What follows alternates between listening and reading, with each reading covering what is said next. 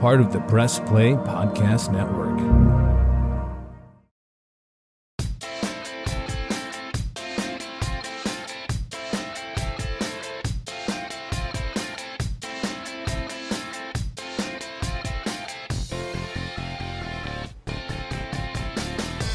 Hi, everyone. Thanks for stopping by to the latest edition of the Sabol Brothers on the Baseline podcast. I'm John Sabol. And I'm Scott Sabol. We've got a very special guest here with us today. He is a longtime fan favorite of the Cleveland Indians and the fans dating back to the 1950s and 60s. Scott, he played 8 years with the Tribe, 14 MLB career, way before our time. Right. Hit 374 career home runs, more than 1,700 hits, played for 6 different teams, 6-time All-Star. If I would have told you that blind, do you think you would have picked him up who that could have been? I'd maybe have 3 or 4 guesses, but it would be one of them. But this clue would have definitely given it away. Involved in one of the most infamous trades in Cleveland sports history. Of course, yeah. Today's guest is Cleveland Indians great, The Rock, Rocky Colavito. Rocky, thanks for joining us. Glad to do it. For our listening fans, where do you live now and what are you up to these days? Well, I don't know if you were aware that I had a leg amputation, so I can't do a whole lot, but I live in Burnville, Pennsylvania. That's about 5 miles out of Reading, Pennsylvania, and spelled R-E-A-D-I-N-G. Some people like to say Reading, but it's Reading, Pennsylvania. And I don't do a whole lot except take care of a lot of autograph mail. I get quite a bit. So you broke into Major League Baseball back in 1955, and you played until retiring in 1968. Just talk about what it was like playing in Cleveland back in those days. It was fantastic. Cleveland is my favorite town in the world. Big town, okay? I love Cleveland. I love the people. The people always treated me wonderfully. So I have nothing but good to say about Cleveland and the Cleveland people. Rocky, you remember that day in 1959, I'm sure, in Baltimore when you hit 4 home runs. What do you remember about that game and what stood out at you when you went to the plate those 4 times? Okay. Well, I'll give you a rundown. It sounds like you'd like to have a, so to speak, resume of that day, correct? Absolutely. I would love that. Is that correct? That's correct. Okay. Now, it started out around the batting cage during batting practice, and Harry Jones was the beat writer. And he said to me, I was 3 or 28 going into that game.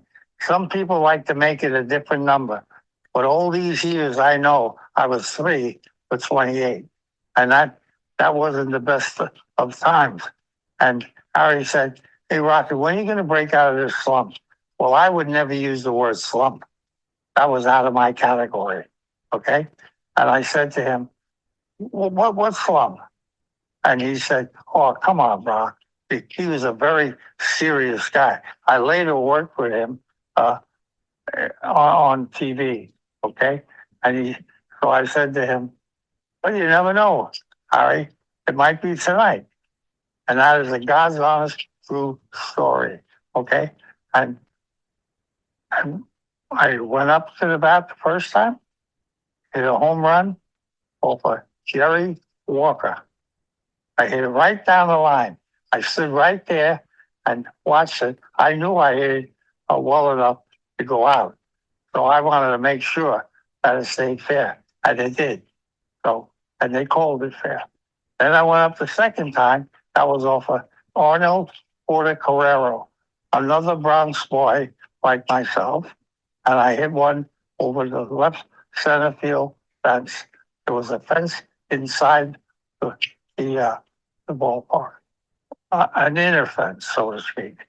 And then I went up the third time, and I hit another one almost in the same area, and uh, and that was number 3.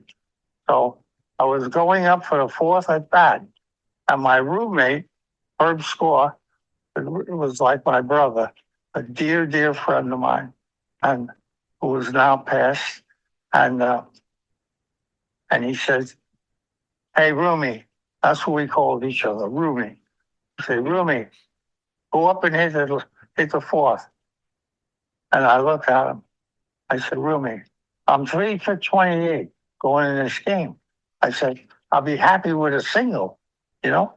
It's more hits than I had in a month." So, and he said, "Boo SH." So you know what that word is. Mm-hmm. And he said, "Go up and do it real firmly." I said, "Okay, Roomie." I went up there, and Gene Woodling, and I love this picture. I don't know if you ever saw it. It shows him in the stands. You know, that they I don't know what you call it, but they made a photo of him in the stands, and he's like watching all. Well, I hit the 4th home run off of not. Let me see. Can't believe it. Like, his son does the basketball. Oh, makes me sick when I don't remember that. Oh, it's okay. Yeah, I understand. Yeah. Well, anyway, he said, Herbie said, "Go up and do it." And when I did it, all hell broke loose, and I was tickled to death. And I just can't tell you the exact feeling one would have when one hits 4 consecutive home runs in one game. It just is amazingly fantastic. Where is that bat currently? That was stolen Oh, the really? next day. Yeah. And I surmise that the bat boy had something to do with it. Huh. He's the only one. Yeah, that's true. He's the only one that knew what bat I was using. And you were pretty upset. I cracked it. It cracked. The next day, I got a better ball to hit than I did the other 4 home runs. I'll tell you, the pitch itself was a better ball to hit. I just missed it. We used to say in baseball and among our team, you just missed it. In other words, this game is not a game of inches. It's a game of a 1/4 inch, or 1/8 of an inch. If I would have got a 1/4 inch more back, I would have hit that out. And it just didn't happen. So I settled, and that would have been 5 in a row, and nobody has ever done that. And I would have been tickled to death. Was your 4th home run off of a guy named Ernie Johnson? That is the man. You are correct. And his son does the thing with Charles Barkley and Shaq, and then for basketball. And Connie Johnson was the guy. And I later found out that he was there, what they call today the closer. So he told the guys in the bullpen, he said, "I'll show you how to get this guy out." That was the way he said it. And he comes in there. First pitch he throws me, he throws it up and in under my chin. So I had very good eyesight. So I just raised my chin and let it go past. And then he probably thought that I was thinking, he'll go low and away. Up and in, low and away. You know that old saying. And I'm sure you do. And then he threw one in the same, except it was in the strike zone, in the same area up, and I hit that one as far as any of them or further. And it went up in the bleachers. And that's the one that they showed Woodling standing in the bleachers and the ball going, all 4 home runs going into the seats. So, Rocky, 2 follow-up questions to that. You mentioned the pitcher you hit that last home run off of, Ernie Johnson, Yes. and you said his son is the broadcaster, Ernie Johnson. And for our listeners who may not put 2 and 2 together here, that is Ernie Johnson, I guess, Jr., who is the host of the NBA TNT broadcasts. Absolutely correct. That's incredible. That is correct. When you found out that bat was stolen, I imagine you were pretty upset. Oh, you don't imagine how much upset I was, because that was a bat that was worth something to me. But even on the memorabilia market today, in those days they didn't think so much about memorabilia, but I bet you that bat would have brought a slew of money if I wanted to sell it, which I wouldn't have. What were the dimensions of that bat? Was it like 34 inches, 34 I'll tell you ounces? exactly what they were. 35, 33. 35, 33. Ooh. Yeah, 33 ounces, 35 inches. And the reason that I'd all celebrate without it, I'd finish with whatever that I was using, but I'd all celebrate. What I would do was go down 1 ounce. So I would go to 35, never change the length, although I regret that. I regret not trying a 34 and a half. And it's funny how much, like a half inch an inch, it means so much. But I would have loved to try a 34 and a half and 32 inch.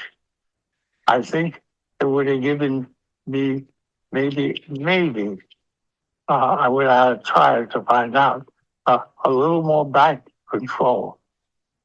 What was the handle on that bat like? Was it a thin-handled bat or a thick-handled bat? Medium, absolutely. Good question. Absolutely medium. It was a K55, a K55.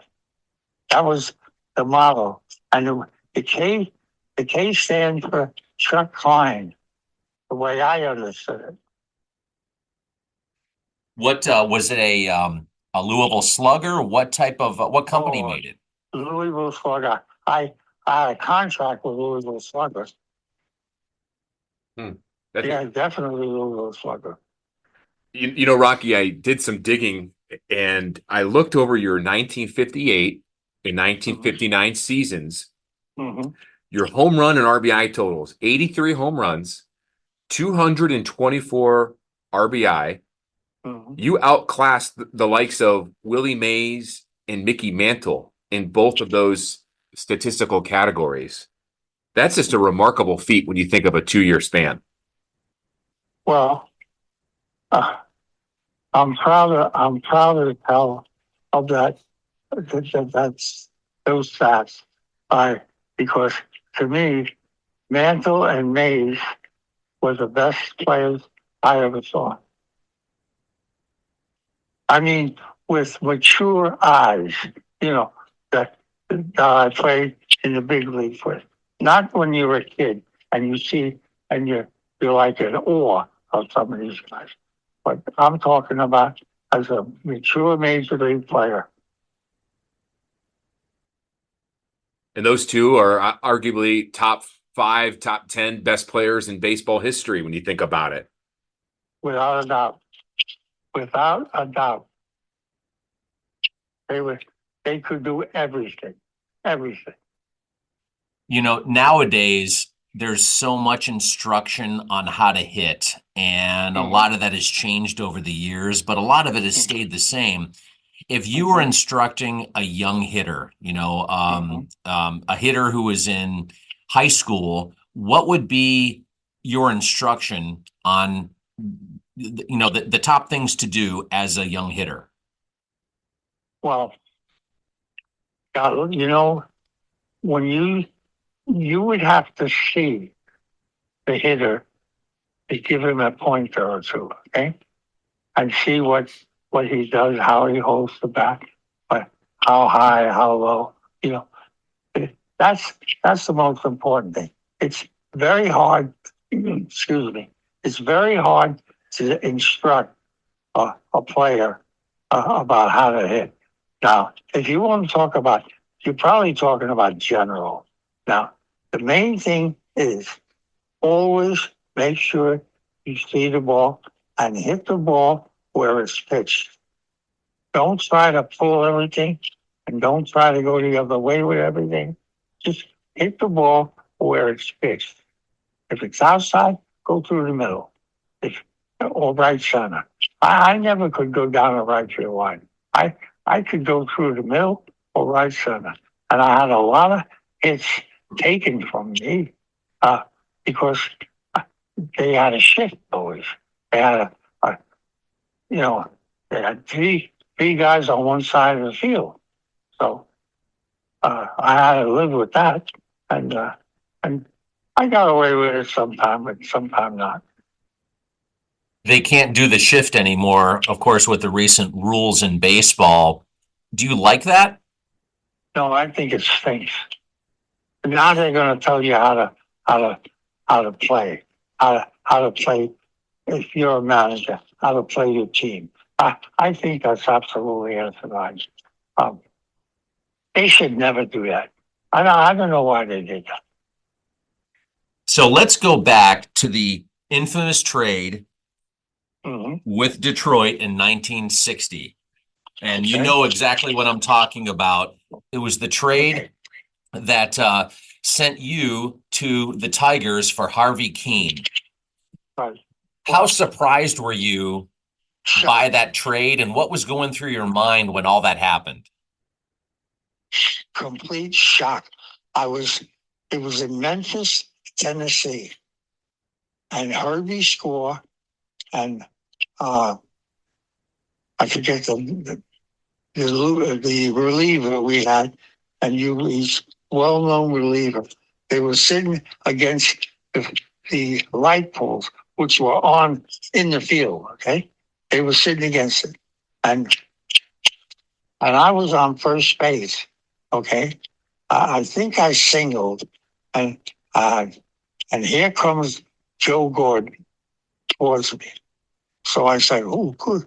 I said, I was a notoriously slow dresser. Like when they say you got 30 minutes to get on the bus, that's two guys have to shower and do whatever you have to do, shake, and get downstairs and have your bag down and be ready. So I'm looking at Gordon coming right at me, and I said, "Oh, good. I'm going to get a chance to go back to the hotel and get showered." And Herbie was my roommate, so I was cleared away. So by the time the game ended, I was ready. So, which I was always so slow, as I mentioned. So anyway, and he's coming to me, and he said, "Rocky, this is Gordon telling me." He said, "Rocky, that's the last time you'll hit in the Cleveland uniform," which he was wrong. And he said, "You've been traded to the Detroit Tigers for Harvey Keene." I said, "What?" And he said, "I wish you good luck." And I said to him, I said, "Same." He said, exact words. I said, "Same to you." I didn't know what else. I was tongue-tied. I didn't know what else to say. So, and he said, and he walked away. And then they put in the paper to make me look bad for the Cleveland fans' eye. They wanted me to look bad, so that they would say, "Oh, I'm glad they traded him," and I'm that kind of sport. Anyway, and he said, and I told Herbie as I was going past, they put a runner in for me, and I'm going to go back to the hotel and do what I said, shower and shave and do what I have to do. I said, Ruby, I said, I just been traded to the Detroit Tigers. And he said to me, he said, Ruby, he said, he had that thing in his voice, He said, don't fool around like that. I said, Ruby, I'm not fooling around. He just told me I'm going back to the hotel. I said, I'll see you back there. He said, come on. He said, tell me the truth. I said, I'm telling you the truth. And he said, so I left. And I was nothing but shocked, absolutely shocked. They had rumored during the winter when we were having a contract dispute, and that I think they said the Tigers were interested, and so that's the way. And again, I'll repeat it: the one word is shock. Rocky, when you look at that trade and the GM at the time who traded you, his name was Frank Lane. Is that correct? That is correct. Now, Frank Lane, just from my research, he kind of had a little complex. He prided himself on making trades in his other teams that he was the GM for before coming to Cleveland. Correct. So much so that when he traded you in 1960, by the end of the 1960 season, because you were dealt in spring training, the entire roster from the 1959 Indians team was no longer on the roster due to the amount of trades that he completed. That's him. And he had some bad press on him from fans back here in Cleveland. What do you remember about hearing of what fans were upset about your trade and not liking Frank Lane? Okay. I can sum that up in one thing. They, in a couple of neighborhoods, they hung Frank Lane in effigy. They hung him. They hated him, and they expressed their hate for him, and because I was their guy, and I loved being their guy, and he just treated me away like I was a piece of cardboard, and the fans didn't take to it at all. Did you hold that against Frank Lane throughout the rest of your career? Because eventually you got traded back to Cleveland in the 1965 season. But did you hold that against Frank, or did you just realize it was the rest of my career, the rest of my life? I still hold that against him. Wow. He was a miserable. I got another word. In my opinion, he was a degenerate, and he just wasn't a nice man. All he cared about. I'll throw one on you. I don't know how many people know this. He got his secretary was a guy named Bob Gill. It was a male secretary, and he had to scrutinize 30 or 35 papers every day that they subscribed to, and anything that had Frank Lane's name on, he had to submit it to Frank Lane every day. Now, is that a cuckoo brain or not? It sounds like to me it is, for sure. I think so. How far do you think the Indians could have gone had they not traded you and had Frank Lane not dismantled the team? Well, I thought we came awful close. In my mind, Lopez for the White Sox just outmanaged Joe Gordon as our manager. Lopez was excellent at manipulating his pitching staff. You know, he was a former catcher, and and and he just outclassed Gordon. You know, Rocky, when you think about that trade at first, you got traded. You were the reigning home run king. Harvey Keene was the reigning batting title. And for the first few months, and I know Harvey Keene was kind of categorized later as being injury prone. The first few months, people kind of said, oh, well, Cleveland won the trade and then Detroit won the trade. But at the same time, fans just didn't care who won the trade because you were just so beloved as a heartfelt fan favorite. It didn't matter what happened on the field. Well, what do you want me? What's the exact question you want to know? Well, you know, I think in sports nowadays, especially back in your playing days, too many times front offices, they get wrapped up in the X's and O's and the hits, runs, and errors, and they do not put into account what a move could do to a player and his family, let alone an entire fan base and city. And you're a great example of that. Well, they just didn't give a damn. Right. It was the bottom line. They just did not give a damn. What you thought about or what you felt, they didn't care. They see in Frank Lane's opinion, it was all about Frank Lane. And he didn't care what you thought. As years have gone on, there's been a kind of a fun folklore phrase that Indians fans and people in Cleveland like to call the curse of Rocky Colavito. Yeah. I know you've heard of it. Do you believe? Yeah. Do you believe in it? No. There's no such thing. There's no such thing. I never wished them bad. Never.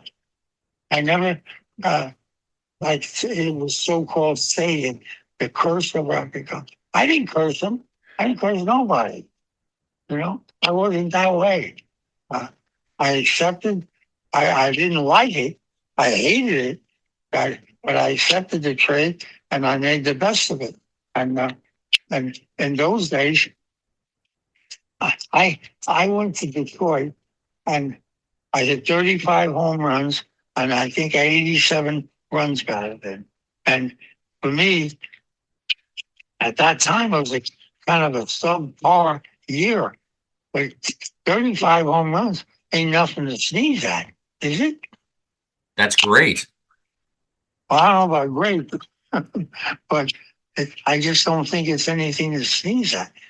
I think it's an accomplishment, especially for a guy who got uprooted. I had a real nice place to rent. In fact, I rented Kenny McBride's house, who was a pitcher for California Angels, and we loved that house, and I think we had it the year before.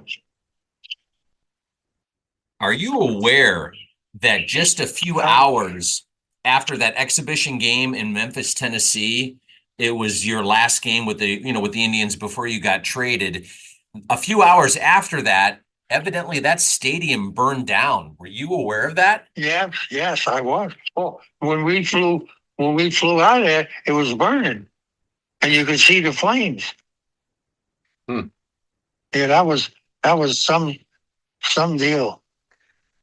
You know, I mean, to see something like that, and then you always get the razzmatazz. Look what you did.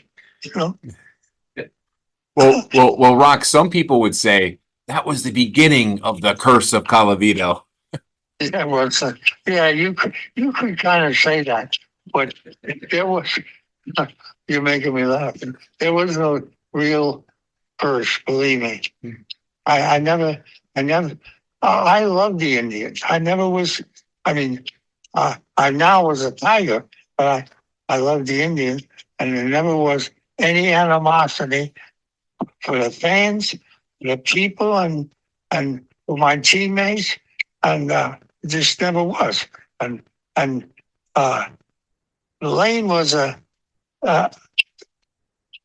word that I like to use for him. It begins with an A, and it goes on with an H. So if you can figure that one out, and I think you, plus all the other people, have a damn good idea what that means. Yes, we sure do.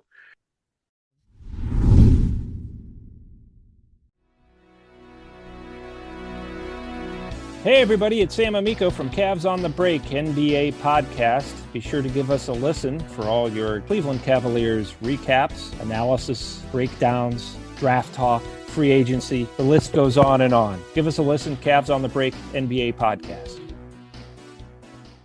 What's up, everyone? I'm Holly Wetzel. And I'm Tybus Powell. And we are your hosts of The Orange is Oranger, a Cleveland Browns podcast on the Press Play Podcast Network. We give you all the dog pound coverage that you'll need to get you through the regular season, hopeful postseason, and I'd say off-season, Tybus, but is there really ever an off-season for this team? Thankfully for our podcast, Holly, there really never is when it comes to the Cleveland Browns. Don't miss our breakdown of each week's matchup, game recaps, and any and all news out of Berea to feed your Browns appetite. As we know, Holly, dogs gotta eat. Yes, they do. So hit that subscribe button and never miss an episode of The Orange is Oranger, Cleveland Browns podcast on the Press Play Podcast Network. What's up, everyone? Chase Smith here, host of the Chase Smith podcast, and my podcast reflects who I am. My hobbies, my interests, my passions, my curiosities, my careers, my questions, and my family. I'll spend time talking about all types of sports, movies, TV shows, trending news stories, and other cultural events, and even faith. This is who I am, and I hope I can get to know you as well. Join me on the Chase Smith podcast, and let's have some thought-provoking conversations, only on the Press Play Podcast Network. For the last few months, we partnered up with an Ohio-based company down in Columbus. It's called Homage. You probably have heard of this company or wearing some of their clothing. I know they sent us some shirts recently, Scott. I got a Cavaliers old school shirt in the old 70s script. Right, and I got a Cleveland Indians shirt or a Cleveland baseball shirt with the old script C, from back like old school, like 40s, 50s, early 60s. And man, does that thing fits great. Sometimes t-shirts don't fit right. This one fits great. Yeah, you're pretty particular about how your shirts fit. Yeah, I don't want it too baggy. Don't want it too tight. I want it just right so I can do a lot of things around the house and work out with it and what have you. And it's great material as well. Yeah, it's soft on your delicate skin. That's for sure. Exactly. Yeah, they also have great Ohio State gear, Browns gear, any MAC schools that you or your kids or you're an alum of. Great partnership there. All you need to do is go to our show notes, wherever you're listening to the podcast, and click on the link that we've provided there. And that is your open door to all great Homage gear. Rocky, in your 14-year MLB career, you faced many great pitchers. Do you have a few that stand out, or what were some of the best? Some of the best were, I'll tell you what, let's put it like this, okay? See if this satisfies that question. If I had to pick a pitcher to pitch a crucial game for me, okay? It would definitely be Whitey Ford. Yeah, well, Whitey Ford, I just want to tell you this about Whitey Ford. He had what people never gave him credit for. He had an outstanding fastball. People didn't know that about him. Not many had that I ever heard. Because you know what sneaky fast is? A guy has an easy motion and the ball jumps on you. And those guys are harder to hit than a guy like Ryan Doran, who was a class act as a reliever, but you knew that you were going to see smoke, buddy. You knew what you're getting. And Whitey had an outstanding fastball, outstanding curveball, outstanding changeup, an outstanding mud ball. Now, how do you like that one? Mud ball. When the catcher got the ball, he would real quick rub it into the ground so it got a dark spot on it. And then he threw it back to the pitcher. So I would step out and say, can you please look at the ball? And they would, and they throw it out. But some guys didn't do that, didn't see it. But I paid attention to stuff like that. And I just said, okay, you're going to play games? We're going to play games. And Yogi used to bust my chops and talk to me while I was up. So one day this is like a little cutesy. One day I stepped out. I said, Yogi, I said, I'm trying to concentrate. You're Italian, I'm Italian. I said, cut me a break, will you? Give me a rest. And you know what? He never bothered me after that. What was the toughest pitcher you faced? That's a very difficult question. You know why it's difficult? It's difficult because at one given time, maybe Whitey was the best. Herb Score was a great pitcher, until he hurt his arm. Everybody thinks it was a shot in the eye. Yeah, that didn't help.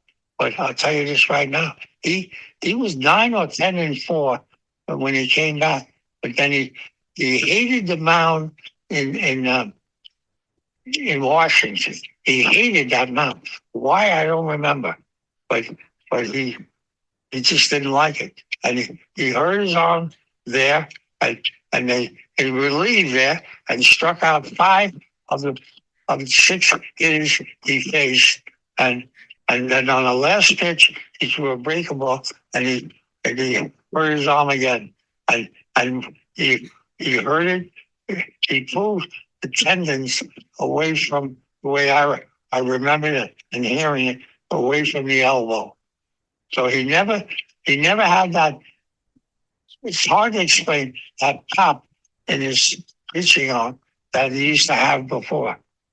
It was like he slung the ball. Who was the best hitter you ever saw? Or Ted Williams, without a doubt. You didn't hesitate there. I didn't have to. He was the greatest. I never saw him look bad. You know that? You want me to tell you the worst thing I ever saw him? He took a 3rd strike off of Gary Bell in Cleveland. You know what? He knew he was a guess hitter. You know what? He knew he didn't guess right, and he just flipped the bat away and went out to his position.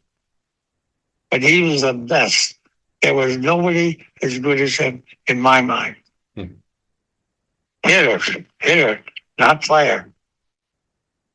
Who's the best overall player you played with or against, would you say? You said Whitey Ford. You mentioned Herb Score as pitchers. Yep. Ted Williams. I'd say Willie Mays. Yep. And Mickey Wright. They're almost neck and neck. Willie had that charisma. Willie would take his throws from the outfield and come in and play shortstop. He loved the game. Now you go. You still follow baseball, I know. You still watch and listen, and you watch Cleveland games now. How invested are you into it now? How invested? Yeah, are you a type of person now where you're watching all 9 innings? You catch a few games? No, never happened. I can't watch 9 innings. Mm-hmm. I watch some. I do a little something. I come back and watch the rest. But I don't watch. It's tough to watch a continuous 9-inning game for me. I love the game. Do you have any interesting stories about old Cleveland Municipal Stadium? I tell you one that I didn't see that I thought was fantastic. There's a runway in the upper deck, and not right down the line either, that they said Luke East hit a ball in that runway. And it just blows my mind that any man could hit a ball that far. I'll tell you another one, too. There's a seat, because I sat right next to it, in the upper deck in New York. And it said, Jimmy Fox hit one here. And that blows my mind. In the upper deck, it was 402 feet at the bottom. And on the other side, that's right on the bullpen, the visitors' bullpen. And then on one side was 402, the other side it was 415. And he hit it in the upper deck. Wow. And it just blows my mind about home runs like that.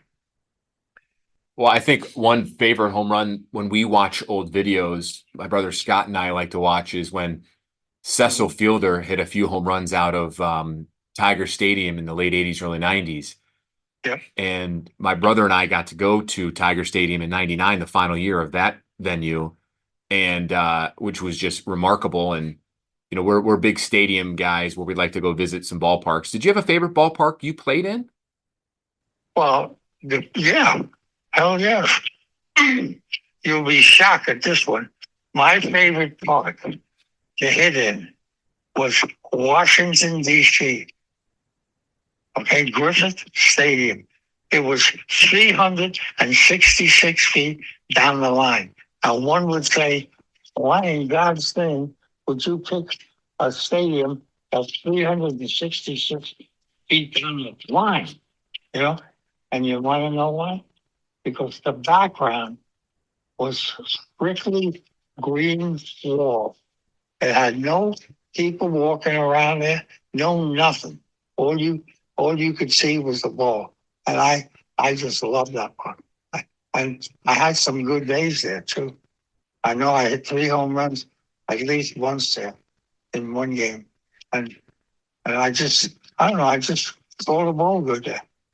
You know, the game of baseball has changed a lot over the last 10 to 15 years. It seems like, you know, everyone's striking out a lot. You know, guys aren't putting the ball in play nearly as much. You know, a lot of people will say it's hard to watch. What's your opinion on how baseball has changed in the last half generation? Well, you know what? People have their own opinions and they're entitled to them. And I don't go along with that. It's changed a whole lot. You know, it's still a round ball. You know what Williams said? Williams said the hardest thing to do in any sport is hit a round ball with a round bat. You know, and he was right, you know, in my mind. And it's just, I don't know, it's just, baseball is a great game. It's an amazing, great game. And I sincerely loved it. And I'm proud as hell to be a part of playing in the major leagues. Just, I couldn't be prouder of that. So here's a fun non-baseball question. Did you have a favorite restaurant in Cleveland or in and around Cleveland that you'd like to visit when you played here? Well, okay. Where I always went was the theatrical. It was a Mushy Wexler owned the theatrical. And I used to go, I lived in the Hollanden house, and I didn't even have to go outside. I go down to the bottom, walk straight across and into the theatrical. And there was a guy, the maitre d', I think his name was, I hate to say it, I hope I remember Manny. And Manny he was a prince. That guy was unbelievable. There never was a question whether I had a table. As soon as he saw me, he said, Mr. Colavito, your table's right over here. It was wonderful. And I ate, and the food was outstanding. I never had a bad meal there. Never. And I ate there a lot. Well, Rocky, we're going to end this interview with a special, I call it it's a special, you're our special guest. But my brother Scott and I have someone here that wants to say a few words for you. I mentioned to you on the phone the other day of my father. His name is Rich Sabol, and I know you don't remember this, but he met you at that event at Playhouse Square a few years ago in Cleveland with Guardians PR extraordinaire Bob DiBiasio. And my father, Rich, is with me right now, and he wants to say a few words to you, if that's okay. Sure, absolutely. Oh, Rocky. Oh, my God. My idol. Rocky, I'm pushing 79. I hope I'm as healthy as you when I get to your young age of what, 45 now? Anyway. You're just a kid. Rocky, I remember seeing you at the stadium so many times. My dad ushered down there, and we were good. My twin brother and myself would go with my dad. But I want to share a couple of things with you because I don't want to wear you out. My son, John, got me the traditional period jersey with Colavito written in the back, the old number 21, and I wore this. And John was at Tampa doing sports with NBC or CBS or whatever, and he had tickets to the ball game. Cleveland was playing Tampa, The Rays, yeah. the Rays, and I walked down there. And Rocky, I got to tell you this: a lot of the people saw the jersey, Colavito written in the back, and said, "Rocky, Rocky," and I thought, "What the devil?" And a lot of people came up and said, "We're from Cleveland. We remember him. This guy was the best ball player in history." And I'm not blowing smoke. We came out of the stadium, and I got to tell you, I had a hot dog and I got mustard on the jersey. My wife wanted to wash it. I says, "You ain't touching that jersey. That mustard's going to stay there." That's where we saw, and that's where I really felt your presence with these people. We were walking back to the car, and it's dark, and these two guys behind me are going, "Rocky, Rocky." I'm thinking, what the heck? Am I going to be mugged? And they turn around and says, "Colavito, Colavito." I shook hands. We hugged. I just got to share that with you. One last thing. That's a wonderful story. I'm serious. You made my day. I was just such a for a guy that watched you so many times at Cleveland Stadium. But let me tell you one other thing. I wore the jersey at Jacobs Field. Okay. And my wife went to the restroom, and I was outside where they sell mementos and everything else. And everybody's coming up to me thinking I'm part of the Cleveland Indians, promo, and they want to take pictures of Rocky Colavito's jersey with them. So there I am. They're taking pictures of me with Rocky Colavito on the back. And you're remembered here. I mean, I was flabbergasted. And some other people started to line up for pictures. And I said, "No, I'm going to go back and see the game. I had nothing to do with promo for Cleveland Indians." You meant so much to me, even when I played baseball. I mean, I can't tell you how many times I was on a team and it was the Colavitos, whether it be Little League. We couldn't do that when I played, not CYO, but when I played American Legion ball because we were relegated to the post and all that stuff. I understand. But I got to tell you, you're my idol. I just have to share this with you. And I got to tell you, my sons didn't tell me who we were going to talk to. They said, "You got to be here." And I'm here. And when he said Rocky, oh my God, my Rocky. Okay, I'm going to let you go, brother. Thank you so much. I want to tell you something. It's my pleasure to talk to you. And I want you to know something. I don't forget people like you. And it warms my heart to talk to somebody that is so loyal to me and my career. God bless you. Take care. And you too, my brother. God bless you too. Thank you. Thank you. Rocky, it has been a pleasure to go down memory lane with you. On behalf of my father, Rich, and my brother, Scott, here, he'll say a few parting words. We just want to take time and say thank you so much for taking some time out of your day to chat with us and going down memory lane with you. It's my pleasure. Thank you, Rocky. Really?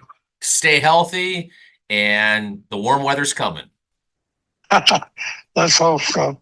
You take care of yourselves, take care of your dad, and God bless you all. Fantastic interview with Rocky Colavito, and you can hear all of our interviews that we have had over the last, 2.5 years. We've had our podcast right here, Sabol Brothers on the Baseline podcast, part of the Press Play Podcast Network. You can follow me on Twitter, Scott Sabol, FOX8. You can follow yours truly at John_Sabol. Follow the pod on Twitter at Sabol Brothers. Be sure to give us a review, a rating on wherever you listen to podcasts, whether it's Spotify or Apple. Really helps out the algorithm. Have a great evening, everyone.